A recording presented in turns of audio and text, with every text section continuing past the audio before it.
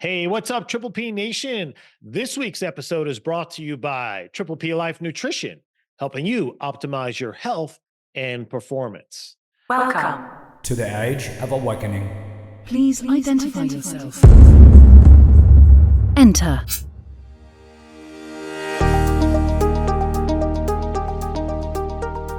Hey, Triple P Nation, welcome back to the podcast where, like every week, we're going to explore the tools, tactics, and strategies to help you achieve personal and business mastery. Because the mission of this podcast is to help people like you, entrepreneurs, professionals, learn and grow in the four key areas of life, which is mentally, physically, spiritually, and of course, financially.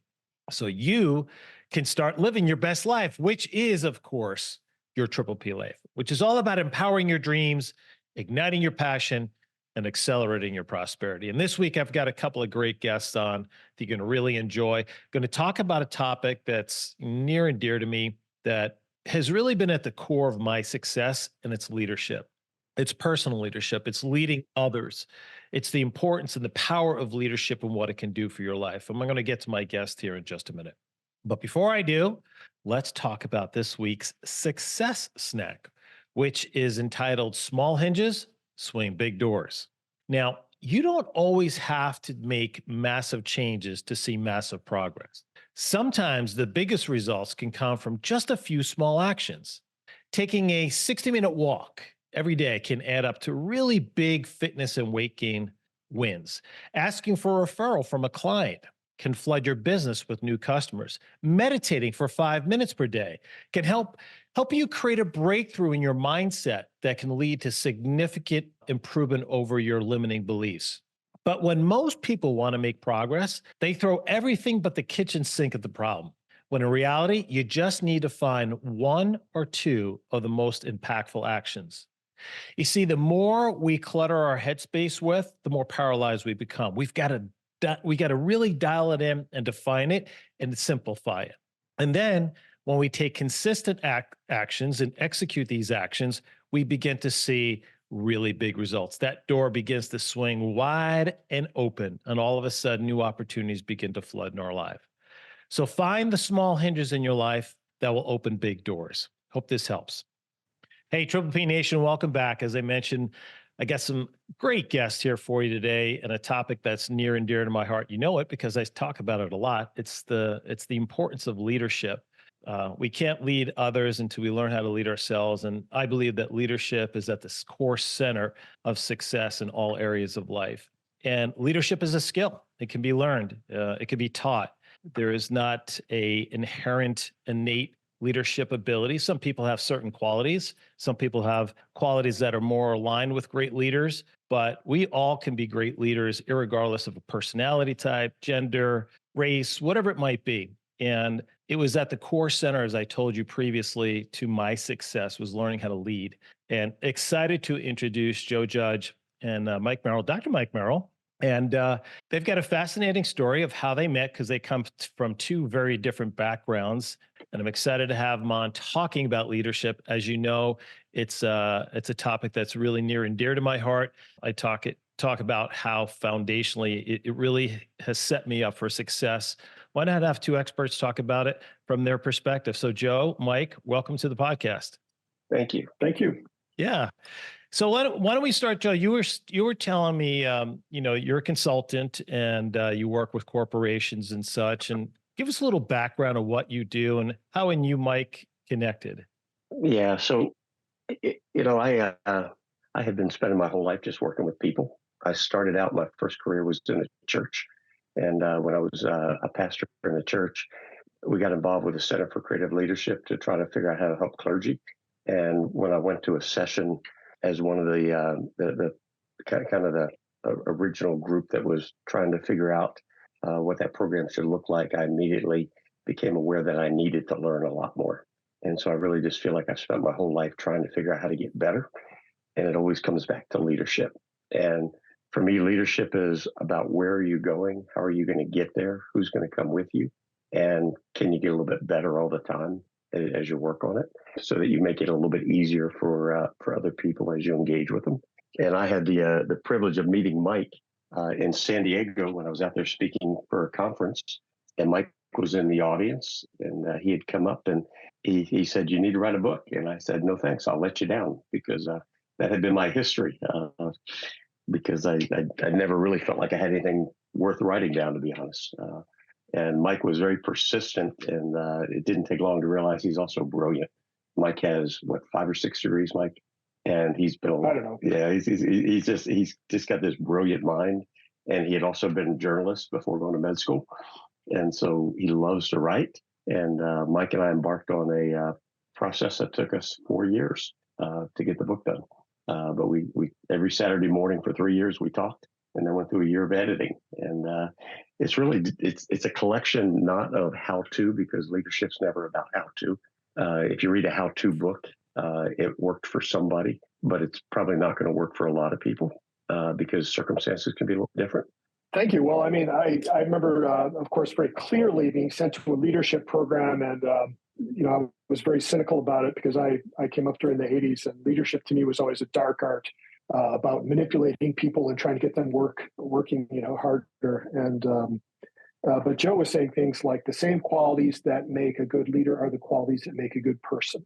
You need to become, interact with your shadow side and learn how to manage it in order to be a good leader. These sounded like really enlightened things. And I found myself writing down little truth bombs every 5 minutes.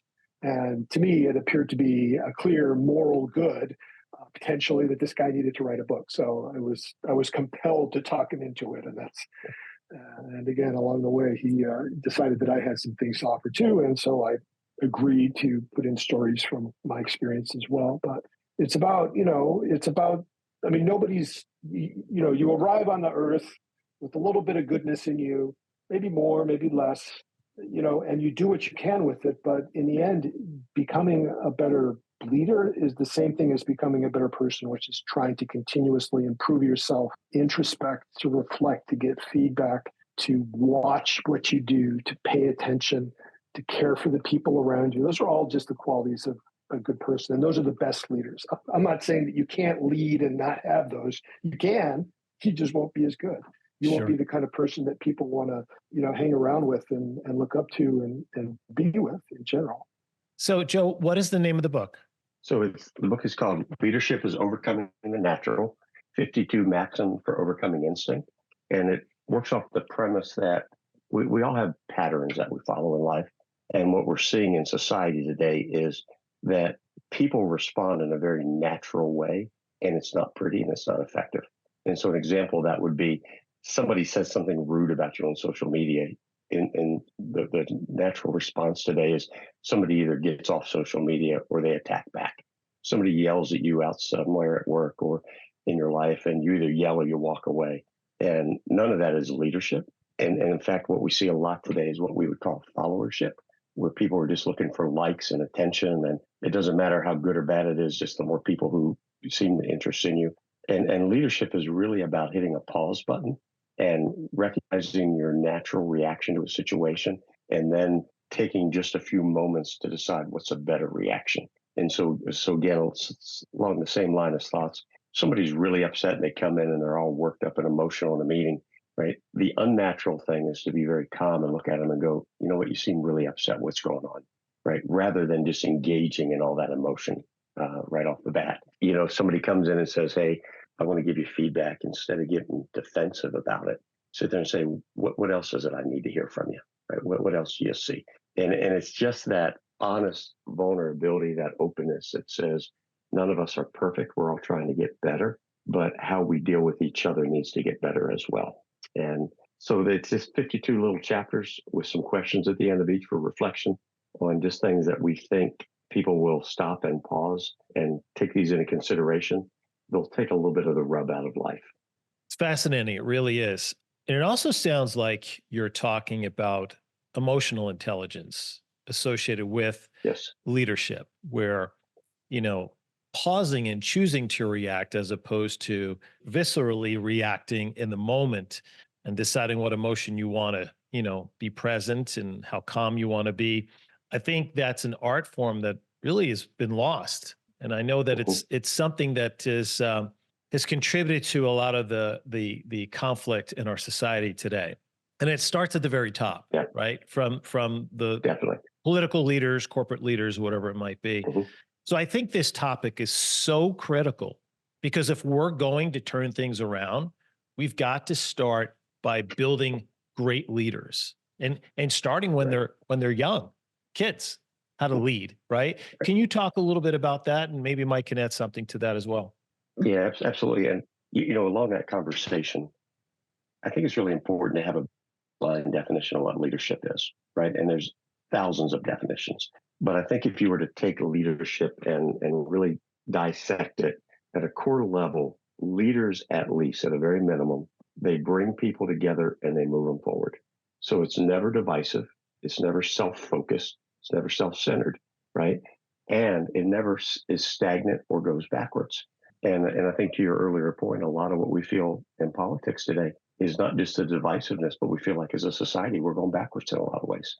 And so for young children, to start with young children and let them know this isn't just about you, this is about other people as well. And you might really like who you are and what you're doing and why you're doing it. But if it's not about serving other people, then it's really not about leadership, right? And I think we have to get, we're definitely back into an age of the me rather than the we, like we were back in the 60s and early 70s. And, we have to get out of that again, right? We have to get into the we focus. And that definitely starts at a very young age. Mike, you want to jump in on that? I agree with everything you said. I mean, it's very, very natural just to think about yourself. We're coming to the world as egocentric beings, and we have to be taught sometimes to think in the position of the other person, to put our eyes and our hearts in the position of another, and to think about their best interests. And it's in a world where there is so much aggressive self-interestedness, it's scary to put somebody else first because you feel like you're putting yourself at a disadvantage. What's going to happen to my employee here? Am I going to be working for them someday? Are they going to outshine me?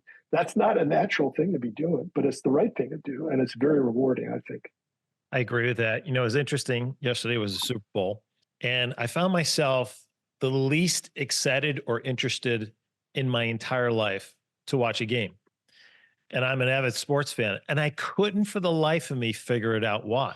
And so I was watching the golf tournament before, and I don't know if you guys saw it. I was watching these two guys go back and forth and just celebrating each other's success. They're fighting for a championship, but they're at the same time celebrating each other's success.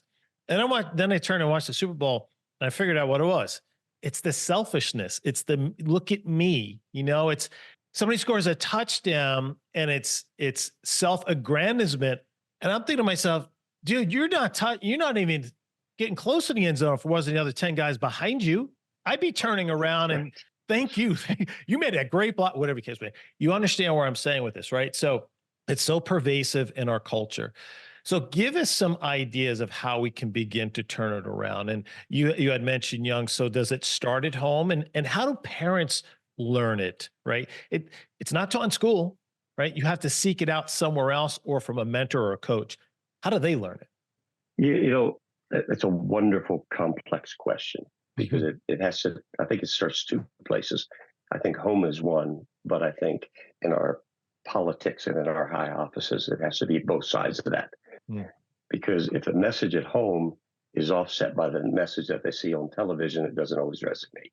And so somehow we've got to get our political system back into service. And we have to get it away from the egocentric narcissism that we're seeing all over politics today. The fact that politicians go into office and many have very little wealth and they all get out and they're very wealthy, right? It's a system that is broken and we all know it. But to somehow change that system is going to take a lot of courage on part of citizens to be able to do that. And then at home, the biggest thing that parents are always worried about is if I don't cater to my child enough and tell my child they're special enough and give them enough opportunity, then they won't be elevated enough, rather than teaching them about care, compassion, empathy, doing your best, falling on your face, getting up, dusting yourself off, and going after it again, right? And one of my favorite expressions over the years has been, hard doesn't make it wrong, it just means it's important, right?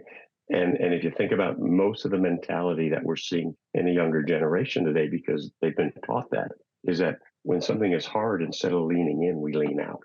Then our resilience isn't developed, right? And our skin doesn't get a little bit thicker, and our ego gets a little bit more fragile. And so, somehow getting back to the idea that we need to view each other as capable, right? And not coddled.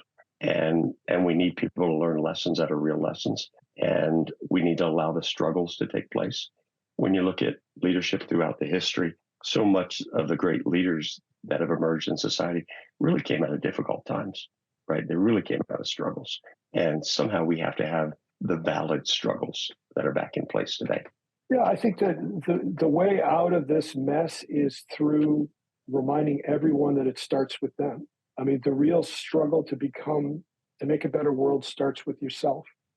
It starts with tackling your own demons. It starts with an individual becoming a better person, and then it spreads out to the family. You treat your spouse with respect. You treat your spouse with reverence. You learn and learn and learn how to become a better partner. And then you treat your kids in the same way. And then that virtue then radiates out into the community. It's all about wisdom and virtue. And these are old-fashioned words that are the butt of jokes, but they're real things that I think people witness in other people but are afraid to admire. And so it all starts with the battle with yourself, the battle to become a better person for every individual. And then once one person sees another person do it, they realize that it's okay. And then maybe that's the way it can spread, I would agree with that. And I actually think we're at the dawn of a new awakening. It's not just my hope, it's my belief. When I'm out and around, from speaking at events, people are craving this stuff. They're craving to get back to these.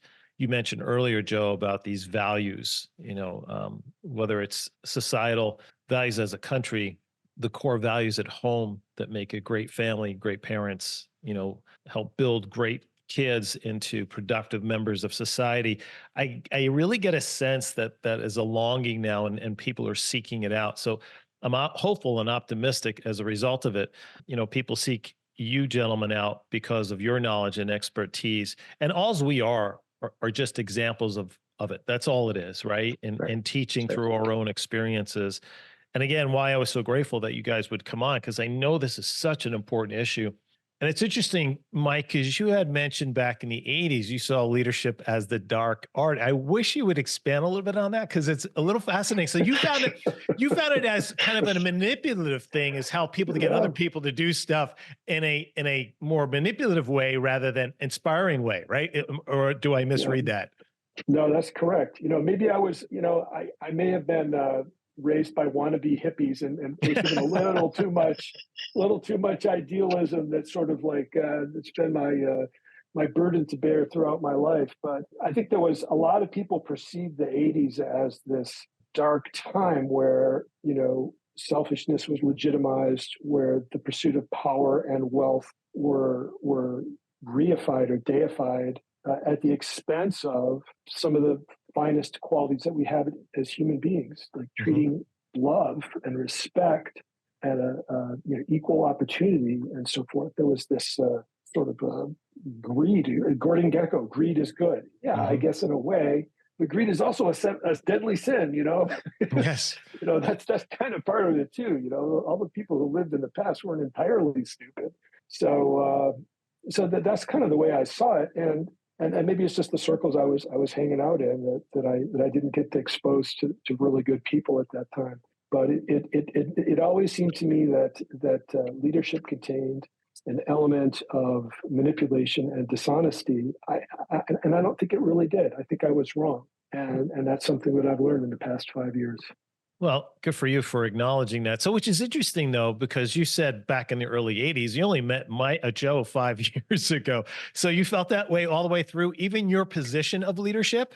My position of leadership, I've always tried to do the right thing. I always felt like I was running uphill. I always felt like trying to, at the hospital that I was the chief medical officer of, always, every minute, do the right thing. 10,000 decisions you make, always try to do the right thing. And I think that worked, but I didn't feel like, and I was working for a virtuous set of senior leaders, and that worked. But I felt like it was sort of little fortress against the chaos that, when things are working out here right now. But I see a larger pattern now. I think that, there are a lot of leaders who lie and cheat and destroy people for fun. There are people who really do that.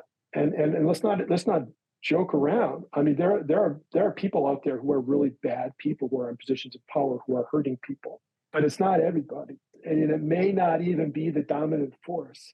I hope it isn't. I try to have the faith that it's not. I try to have the faith that the goodness is stronger.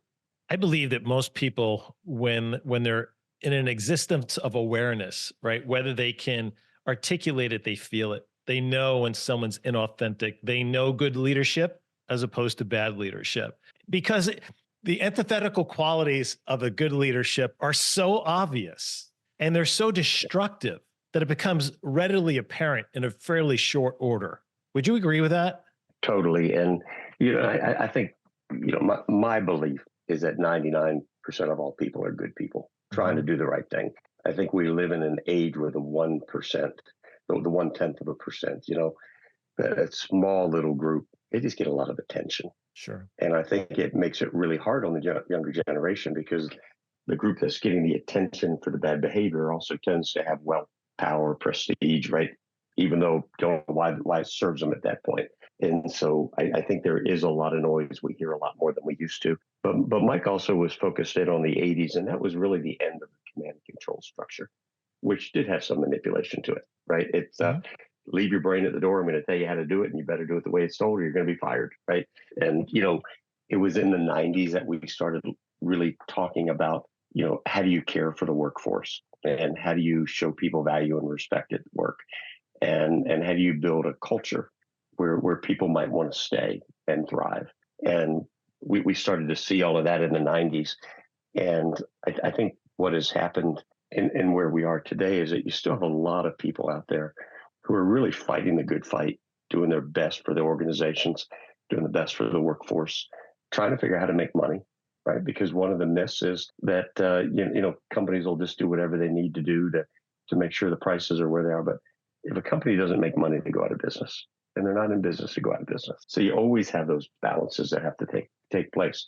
But I think it's harder and harder for people to tune out the noise and to turn off the pressure that they feel from outside, and really have those times where they reflect and ask themselves, what's the best decision? What's the right decision? Right? What's the decision that I'll be proud of? Because the pressures just seem to be growing and growing and coming at them faster and faster today.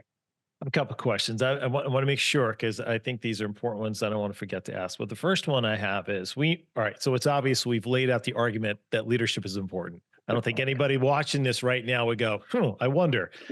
So we've done a good job of that. So let me ask you this, because I can easily say from my personal experience, but tell my audience, why is leadership worth it? Why is it so important to pursue to become a really good leader? And the benefits that go along with that. And either one of you can take that. So leadership is a choice, is what I remind people all the time. When you get promoted into a role of leadership where you have an effect on other people's lives, you are making a choice, right? And people often don't stop and recognize up front that they are making a choice. They just think they're taking the next level job.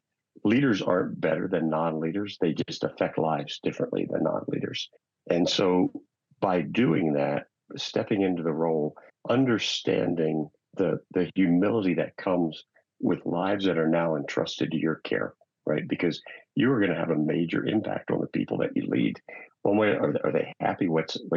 How's their whole life going to be now that they're working for you? But work is also the place that we practice for life. And so work lays out the opportunity for us to deal with all of these issues that just come with life. And as a leader, we have the ability to practice until we get better in a way that it makes our life better, and it makes our home better, and it makes who we are better. So it's never done just in a vacuum, and it's never done in isolation. But leadership is so important because, one, you acknowledge it's a role. It has a job. I've got to take the whole job. It's going to impact people's lives. What kind of impact am I going to have on their lives? Is it an impact that they're going to be proud of? And is it an impact that I'm going to be proud of? And while I do that, if I'm doing it in a good way, life outside of work gets a lot better at the same time. Agree. Yeah, I'd add on to that sort of another angle, which is that better leaders make a better world. They make life better for everybody. There's a saying that I like to talk about from the I Ching, which is one of the foundational books of Chinese culture. And it says that power and justice must be unified. They must come together and coexist in the same space. So people who are powerful must embrace the principles of what's right and wrong, and people who have a sense of the right and wrong should be brought into positions of power. When one understands this, one understands the meaning of everything that happens in heaven and on earth. I think that's a heck of a statement. Sure. It's a fundamental principle of human history. The best times are times when there is goodness, justice from that perspective, and power coexisting. And I think that when you become a good leader, that's what you do. And I think the world works better. That is a really great description. I hadn't heard that before. Something I'll go back and make a note on, because I definitely would like to meditate on that a bit. But it just absolutely resonates fully. So give me an example, guys, of people who currently that maybe are in positions that whether it's politics or culture, that most people would know, who you would say are good examples of good leaders, or someone maybe that, exemplifies some of these qualities of the type of leaders necessary that we need to turn things around. Do you have any in mind? I would like to hear from both of you. I can think of a fictional one. How about Ted Lasso? Yeah. That's a good leader. Yeah. Ted Lasso from the Apple series about soccer club in the UK. But I'd have to think about that another minute. Joe, do you have anybody? I have some names of some clients, and part of my agreement is I don't use their names. So I'm trying to figure out how to get around with some other ones. How about John McCain, the late senator? He was a good leader. Yeah, he was a good leader.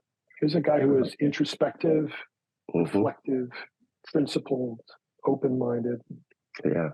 But it's kind of hard to think. It is. It's kind of embarrassing. It is, and it's sad. Isn't it sad? Yeah. Isn't it sad? Yeah. I mean, it's a sad state of affairs when we can't pop up to it. Well, this person, and it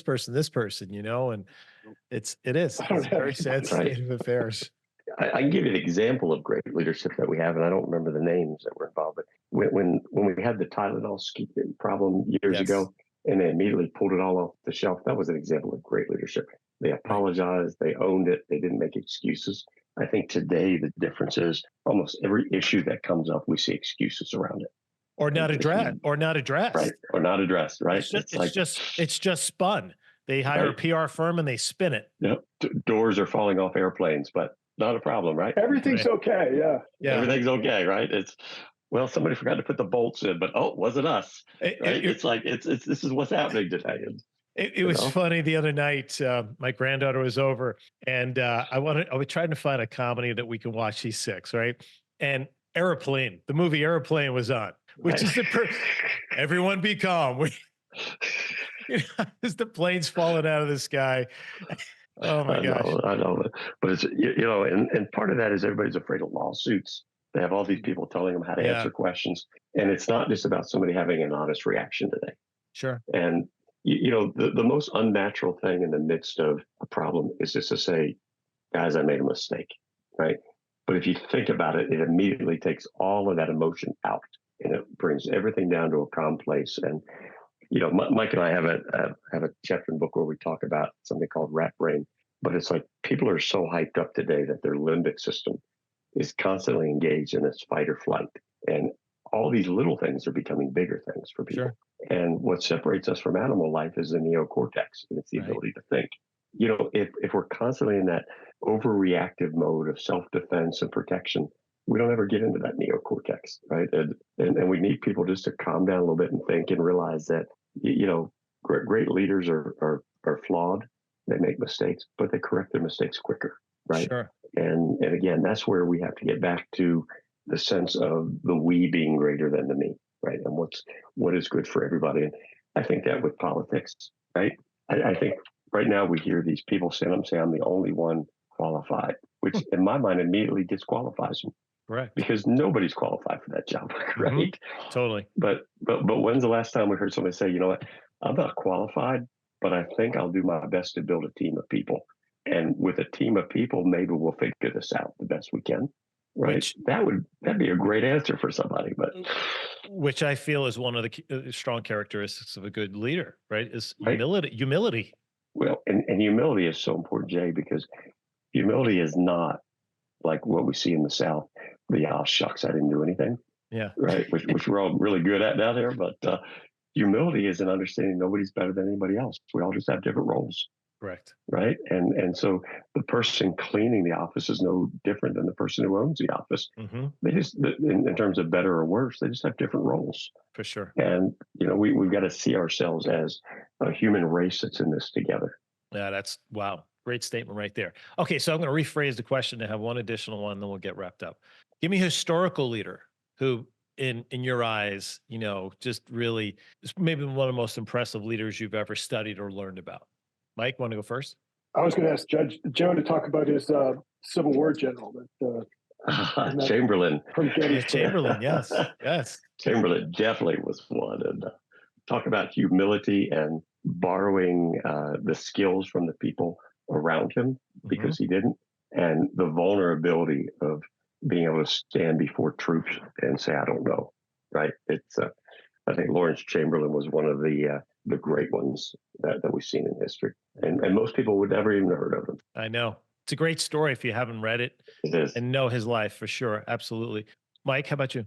I would say Marcus Aurelius. Yes. He's a Roman emperor, and not so much for his historical record, but just simply because we have a window into his interior thoughts, because his notebook comes forward to us in the form of the Meditations, recorded in Greek and copied every couple hundred years by a monk, and we have it now.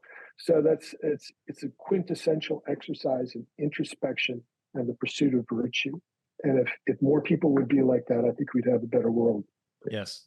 Yeah, I agree. That was one of my choices. So I'll pick one other, and I would say Churchill. Yeah. At that time in history, if it wasn't for him, Lord knows how things would have turned out. And he's somebody who truly had to learn.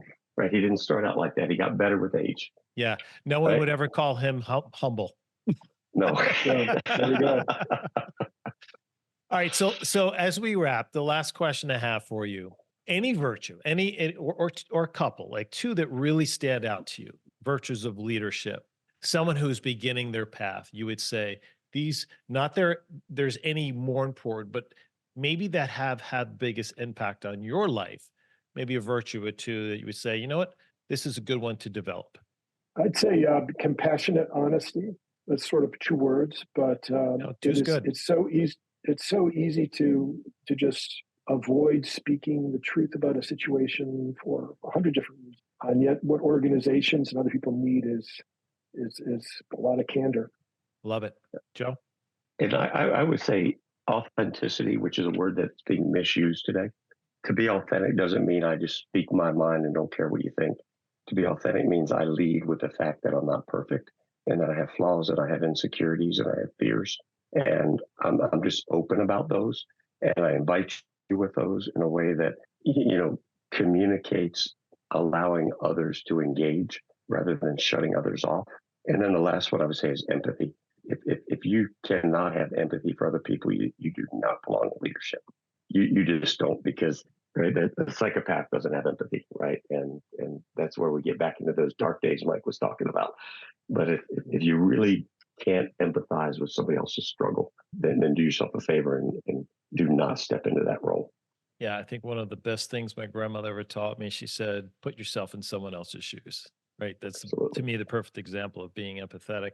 And personally, mine is vulnerability. I had to learn to become vulnerable with the people around me, because I played that role as I know I'm the end all be all because of my own insecurities. And then once I stepped into that, wow, what a transformation it was for our team. What a transformation for the direction of our life. So vulnerability was a big part for me. Yeah, which, by the way, is the only thing that builds trust. Right. Right. Vulnerability builds trust. And if you can't be vulnerable, people won't trust you. 100%. Great lesson to learn when we're young. Agreed. Gentlemen, it's been a lot of fun. I've really enjoyed this conversation. I knew it would be great. and so many gems from this. So I hope people go back, maybe take some notes. Again, where can they find your book, the name of the book, and where can they find it, Joe? Yes, Leadership is Overcoming the Natural, and it's by Judge and Merrill, and it's on Amazon. Fantastic. Great. And you have a website where people can go check out you, and perhaps maybe they want to work with you. Tell us about that. Clearpossibilities.net.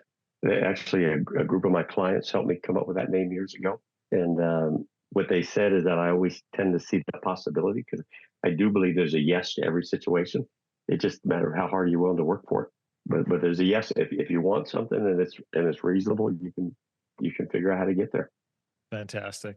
Mike, any parting wisdom? Again, thank you so much for joining me today.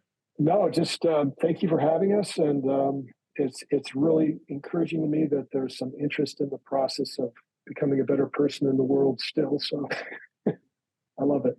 Yeah. Thank you for what you're doing, Jay. Thank you. I appreciate it. And so there you have it, Triple P Nation leadership. I've talked about it so many times and the importance and how it can transcend your life. So continue to dig in and learn and to apply and take some of these virtues that we discussed here today and begin to apply. Boy, you're going to see some significant shifts that you can't even imagine, and also opportunities as well too. So I want to thank you guys for joining me again. As I always say, guys, you be you, just be the best you, and I promise you will always empower your dreams, ignite your passion, and accelerate your prosperity. Until next week, be well.